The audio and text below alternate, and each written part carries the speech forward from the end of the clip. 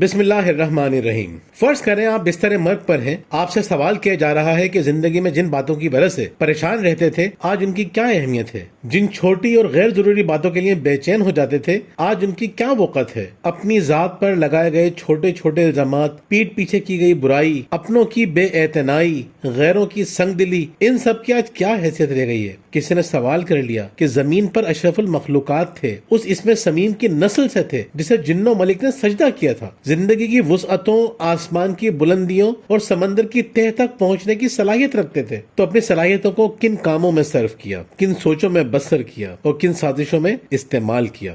وقت گزرتا جائے گا، حالات بدلتے جائیں گے، ہم مر جائیں گے، ہماری اولاد بھی مر جائے گی اور ان کی اولاد بھی، ہماری ہڈیاں بھی گل سڑ جائیں گی، ہماری اولاد کی بھی اور ان کی اولاد کی بھی۔ اتنی عظیم ترین زندگی فضول خیالات اور گھٹیا افعال کے لیے نہیں دی گئی۔ زندگی پرخلوص انداز میں بامقصد کاموں کی تکمیل میں لگ جانے کا نام ہے۔ زندگی محبت کرنے اور محبت پھیلانے کا نام ہے۔ زندگی معاف کرنے اور لوگوں کی خطائیں بھول جانے کا نام ہے۔ زندگی اپنی غلطیوں پر اڑ جانے کا نہیں، انہیں تسلیم کر کے سدھر جانے کا نام ہے۔ زندگی لوگوں کو اس بات پر قائل کرنے کا نام نہیں ہے کہ وہ کتنے غلط ہیں۔ زندگی ہمدردی اور ہنرمندی سے ان کی راہ میں سے حائل رکاوٹیں ہٹانے کا نام ہے۔ زندگی خوش رہنے، خوشیاں بانٹنے کا نام ہے، ان صلاحیتوں کی مدد سے جن سے رب کائنات نے ہمیں نوازا ہے۔ فرض کیجئے آپ اپنے کسی عزیز کو بہت قیمتی تحفہ دیں، وہ تحفہ لے کر خوشی کا اظہار کرے اور آپ کے سامنے ہی تحفے کو ڈسٹ بن میں ڈال دے، آپ پر کیا گزرے گی؟ تحفہ محبت کے اظہار کا ذریعہ ہے اور اسے استعمال کرنے کے لیے دیا گیا ہے۔ یاد رکھیے، زندگی قدرت کا حسین ترین تحفہ ہے اور تحفوں کی ناقدری نہیں کرنی چاہیے۔ زندگی کو پریشانی اور فکروں کی نظر نہیں کرنا چاہیے۔ چھوٹی موٹی چیزوں کے لیے پریشان نہ ہو۔ یاد رکھیں، تقریباً تمام چیزیں چھوٹی موٹی ہی ہوتی ہیں۔ پریشانیوں سے نجات چاہتے ہیں تو دو طریقے استعمال کریں۔ اگلی مکمل ویڈیو اسی موضوع پر ہوگی انشاءاللہ۔